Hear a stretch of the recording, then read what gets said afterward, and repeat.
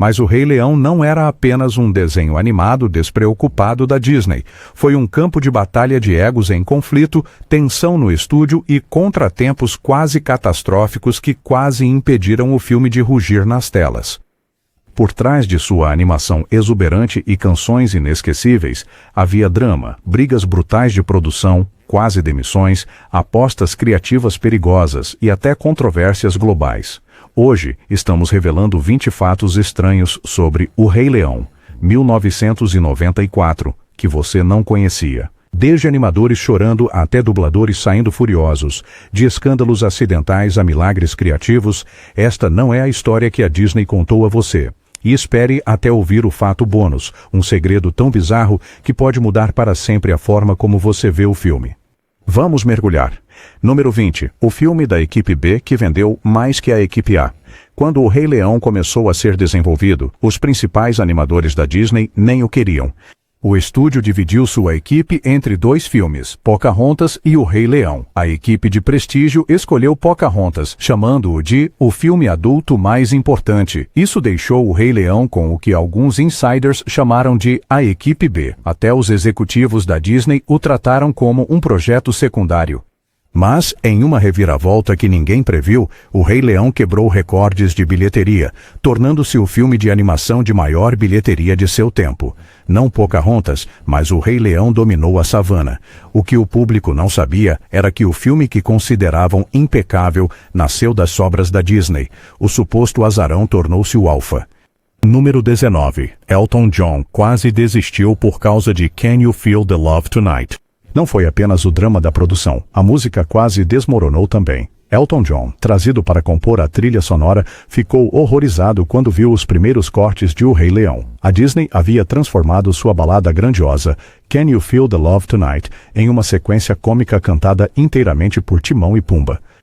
Elton chamou de um desastre e ameaçou desistir. Ele insistiu que a música tinha que ser um tema de amor sincero e emocional, não um alívio cômico. A Disney concordou relutantemente, restaurando-a para o romance de Simba e Nala. Essa decisão rendeu a Elton um Oscar. A canção de sucesso que encantou o público quase não existiu na forma que conhecemos. Não humor, mas sim desilusão carregou o filme. Número 18. A debandada dos Genius quase quebrou os computadores da Disney. A cena da debandada parece sem esforço na tela. Na realidade, quase destruiu a linha de produção de animação da Disney. O estúdio nunca havia tentado uma sequência com centenas de animais em movimento ao mesmo tempo. A animação tradicional desenhada à mão não conseguia lidar com o caos, então a Disney criou um novo programa de computador especificamente para o movimento dos Genius. Os primeiros testes continuavam travando, forçando os animadores a refazer sequências inteiras durante a noite. Alguns membros da equipe mais tarde admitiram que achavam que o filme desmoronaria se não conseguissem fazê-lo funcionar. O que se tornou a sequência mais emocionante do filme quase foi sua ruína. Não uma obra-prima sem esforço, mas uma aposta técnica por um fio. Número 17. Matthew Broderick pensou que estava dublando Hamlet. Quando Matthew Broderick assinou para dublar o Simba adulto, ele entendeu errado a proposta.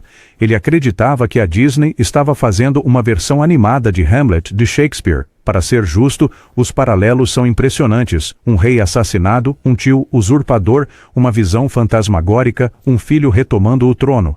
Broderick realmente gravou suas falas imaginando-se em um drama shakespeariano, não em um musical da Disney.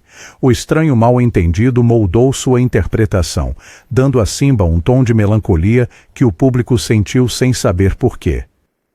O que era para ser leve foi transmitido com uma gravidade trágica, não apenas a história de um leão, mas uma tragédia shakespeariana.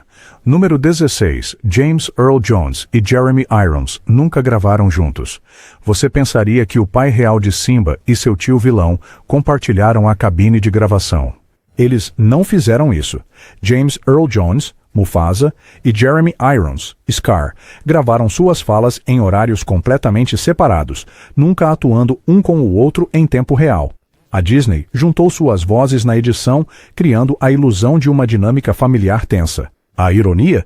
A química deles parece elétrica, como se estivessem se enfrentando cara a cara. O que o público não sabia era que duas das performances mais icônicas da história da animação nunca se sobrepuseram. Não foi colaboração, mas edição má. aquela tensão inesquecível. Número 15. A música do Scar quase destruiu a voz de Jeremy Irons. Se Prepare é uma das músicas de vilão mais sombrias da Disney, mas gravá-la quase quebrou Jeremy Irons. Quando Irons chegou à linha rosnada, "Você não vai sentir o cheiro sem mim", ele forçou tanto a voz que estourou suas cordas vocais. Sua garganta falhou no meio da sessão. Em vez de descartar a música, a Disney trouxe discretamente o veterano dublador Jim Cummings, a voz do Ursinho Pooh, para terminar os vocais de Scar. Se você ouvir atentamente, parte da música muda do tom aristocrático de Irons para a imitação de Cummings. O que os fãs pensam ser puramente Jeremy Irons é, na verdade, um híbrido, não apenas uma voz sinistra, mas duas costuradas juntas. Número 14. O processo das hienas que ninguém viu chegando. Não foram apenas os espectadores que notaram as hienas. Quando O Rei Leão estreou, um grupo de biólogos da vida selvagem condenou publicamente o filme, alegando que ele demonizava injustamente as hienas. Para tornar as coisas mais estranhas, um pesquisador de hienas realmente entrou com um processo contra a Disney, argumentando que o filme prejudicou a reputação da espécie. Embora o caso não tenha ido a lugar nenhum, a controvérsia forçou o estúdio a confrontar como suas representações de animais moldavam percepções no mundo real. O que era para ser vilões cômicos se tornou um pesadelo de relações públicas, não criaturas inofensivas, mas predadores difamados à sombra da Disney. Número 13. Um escândalo de imagens nazistas ocultas. Se Preparem do Scar não foi apenas assustador, foi controverso. Críticos atentos notaram que a cena dos hienas marchando e a silhueta com bandeiras tremulando atrás deles espelhavam diretamente os filmes de propaganda nazista. A linguagem visual da cena evocava o triunfo da vontade de Leni Riefenstahl. Animadores da Disney mais tarde admitiram que foi intencional, usando imagens fascistas para destacar a tirania de Scar, mas quando os pais perceberam, a indignação explodiu. Alguns acusaram a Disney de contrabandear imagens nazistas em um filme infantil, não apenas uma canção de vilão, mas uma declaração política assustadora enterrada na animação. Número 12. Nathan Lane e Ernie Sabella não foram escalados como Timão e Pumba. Parece impensável agora, mas Nathan Lane e Ernie Sabella não foram contratados para interpretar Timon e Pumbaa. Eles originalmente fizeram audições como hienas. A Disney só os considerou depois de ouvir a conversa deles na sala de espera, onde faziam piadas sobre peidos e arrotos. Os diretores de elenco pensaram, esse não é o exército do Scar, é uma dupla de comédia. A mudança os transformou em ícones. O que deveria ser papéis de vilões descartáveis se tornou uma das maiores duplas cômicas da animação. Não eram ruído de fundo, mas estrelas que roubavam a cena. Número 11. A controvérsia da nuvem de poeira que abalou a Disney. Pais nos meados da década de 1990 ficaram furiosos por um único momento. Em uma cena, Simba desaba em um penhasco, levantando poeira no céu noturno. Alguns afirmaram que as partículas formavam a palavra sexo. O boato explodiu, forçando a Disney a emitir um comunicado. Os animadores insistiram que na verdade estava escrito SFX, uma assinatura oculta da equipe de efeitos especiais, mas o dano já estava feito. Um pânico moral varreu grupos de pais, pintando a Disney como corruptores sorrateiros da juventude. Seja erro ou travessura, a nuvem de poeira se tornou um dos escândalos de mensagens subliminares mais infames da história do cinema. Não apenas poeira estelar, mas escândalo escrito no céu. Número 10. Simba quase teve uma voz completamente diferente. Antes de Matthew Broderick ser confirmado como Simba adulto, a Disney considerou vários outros atores, incluindo Rob Lowe e até um jovem Charlie Sheen. O estúdio lutou para encontrar um tom que equilibrasse inocência com gravidade. Algumas gravações iniciais supostamente faziam Simba soar, ou muito convencido, ou muito apático. Não foi até Broderick chegar com aquela interpretação ligeiramente ferida e melancólica que o personagem se encaixou. Mas é aqui que fica interessante. Alguns insiders dizem que rolos de teste de Simbas alternativos ainda existem nos cofres da Disney. Não uma voz destinada, mas vários príncipes fracassados antes do herdeiro legítimo. E falando de herdeiros, vá em frente e curta e se inscreva, porque o que vem a seguir mudará para sempre a forma como você vê o Rei Leão. Número 9. A abertura de O Ciclo da Vida quase foi cortada. Parece impossível agora, mas o nascer do sol sobre a savana, acompanhado pelo poderoso canto Zulu de Le Bohème, quase foi descartado. Os executivos argumentaram que a sequência sem palavras era muito lenta e queriam uma introdução expositiva tradicional. Os animadores resistiram, dizendo que a escolha ousada fazia o filme parecer mítico, como uma história contada por gerações. Após discussões acaloradas nas salas de exibição, a equipe prevaleceu. Ironicamente, essa mesma sequência se tornou o trailer do filme, chocando o público e garantindo um burburinho inicial.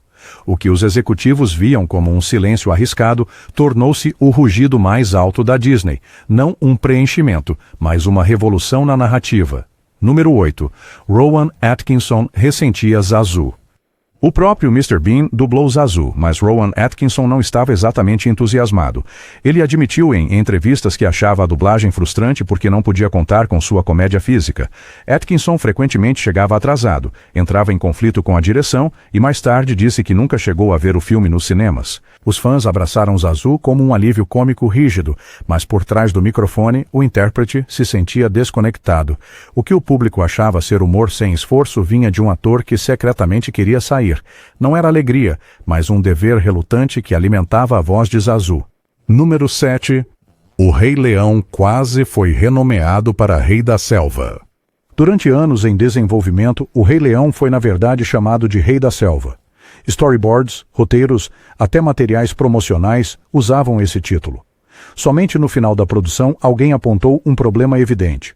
Leões não vivem em selvas. Eles habitam pastagens e savanas. O estúdio se apressou para mudar o nome, rebatizando-o a tempo para o lançamento.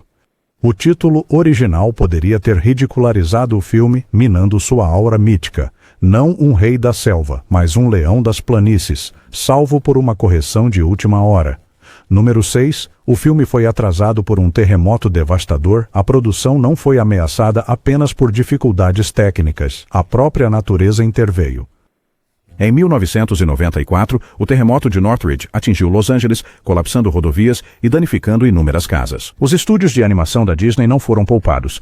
Artistas descreveram a correria para sair de salas tremendo, enquanto alguns perderam sequências inteiras de trabalho quando os sistemas travaram. Durante semanas, os cronogramas foram lançados no caos. Alguns animadores trabalharam em casas temporárias ou em turnos noturnos apenas para recuperar o atraso. O que deveria ser uma produção tranquila se transformou em sobrevivência. Não apenas a pressão artística, mas um desastre literal moldou a criação do filme. Número 5. Disney acusada de copiar um clássico japonês. Nem todo o drama de O Rei Leão veio de dentro do estúdio. Após seu lançamento, fãs de anime apontaram semelhanças surpreendentes com Kimba, o Leão Branco, uma série japonesa dos anos 1960 de Osamu Tezuka. Ambos apresentavam um filhote de leão cujo pai é morto, um leão vilão com cicatriz no rosto e uma ascensão ao trono movida pelo destino. As semelhanças eram tão impressionantes que muitos acusaram a Disney de plágio. Embora o estúdio negasse, os animadores admitiram que conheciam Kimba. Críticos argumentaram que o nome Simba era mais do que coincidência, não um original puro, mas um herdeiro contestado com sombras do Japão pairando por trás de sua coroa. Número 4. Mufasa nunca deveria retornar como um fantasma. Aquela visão assombrosa de nuvem de Mufasa dizendo a Simba para lembrar quem você é quase não existiu. Nos primeiros rascunhos, Mufasa morria e desaparecia para sempre, sem nenhuma aparição espiritual. As audiências de teste acharam a jornada de Simba muito sombria sem a presença de seu pai. Então, os animadores se apressaram para criar um retorno fantasmagórico usando camadas inovadoras de nuvens e as linhas regravadas e retumbantes de James Earl Jones. O que parece ser a alma do filme foi, na verdade, uma reescrita de última hora. Não uma orientação eterna, mas um remendo desesperado que se tornou icônico. Número 3. Os animadores da Disney discutiram sobre a morte de Scar. O clímax da queda de Scar gerou grandes discussões internas. Alguns artistas queriam que Simba matasse Scar diretamente, espelhando uma justiça mais sombria de Shakespeare. Outros insistiram que isso mancharia o arco de responsabilidade e misericórdia de Simba. O compromisso? Simba derrota Scar em combate, mas poupa-o, apenas para as hienas terminarem o trabalho. Mesmo assim, a animação foi ajustada para enfatizar a traição das hienas, não a vingança de Simba.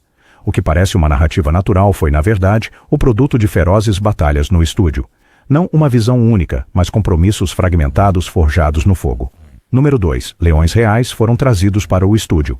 Para capturar o realismo dos movimentos dos leões, os animadores da Disney não se limitaram a estudar livros. Leões reais para o estúdio. Treinadores os conduziram, permitindo que os artistas desenhassem suas patas, músculos e andares de perto. Alguns funcionários admitiram que foi assustador. Um movimento errado e a pesquisa poderia se tornar mortal. Mas essas sessões deram ao Rei Leão seu peso autêntico, cada esticada e rugido capturados de feras vivas. Não era uma observação segura, mas encontros selvagens trouxeram a savana à vida em Burbank. Número 1, o roteiro foi reescrito dezenas de vezes durante a produção. Quando a versão final foi concluída, O Rei Leão havia sido reescrito mais de 30 vezes. Linhas inteiras de enredo foram abandonadas, músicas substituídas e personagens reescritos. Em um ponto, Scar seria um leão rebelde sem relação de sangue com Mufasa ou Simba. Em outro, Rafiki foi escrito como um guepardo. Essas mudanças drásticas quase descarrilaram o projeto, mas cada reescrita aproximou a história de sua ressonância mítica. O que o público vê como um destino perfeito foi, na realidade, o produto do caos, tentativa e erro. Não foi o destino, mas revisões intermináveis que criaram a lenda. Curiosidade extra, o filme quase não teve Hakuna Matata. Sim, a música que se tornou um hino cultural quase foi descartada. Originalmente, os cineastas escreveram um número sobre as lutas de Pumbaa com flatulência, mas os executivos entraram em pânico com a ideia de uma música infantil sobre peidos. Procurando um substituto, a equipe se apegou a uma frase em Swahili que tinham ouvido: Hakuna Matata. O problema? Ninguém sabia como escrever uma música em torno disso. Elton John até chamou de estúpido no início. Ainda assim, após inúmeras reescritas, funcionou. Aquele pequeno preenchimento estúpido tornou-se uma filosofia mundial. Não era uma certeza, mas uma aposta que definiu uma geração. O Rei Leão não nasceu da perfeição. Nasceu do caos, erros, processos judiciais, terremotos, vozes quase quebradas e reescritas sobre reescritas. No entanto, de alguma forma, foram essas próprias rachaduras que deixaram a luz entrar. O filme rugiu através das culturas, enraizando-se nas infâncias e moldando a era dourada da Disney. Então, da próxima vez que você assistir Simba subir a Pedra do Rei, lembre-se, por trás do mítico ciclo da vida havia uma produção que quase desmoronou. Se você gostou de descobrir essas verdades ocultas, curta e inscreva-se, porque no mundo da história do cinema sempre há mais do que aparenta. Este foi Mal Rei Leão, 1994. 20 fatos estranhos que você não sabia. E lembre-se, Hakuna Matata.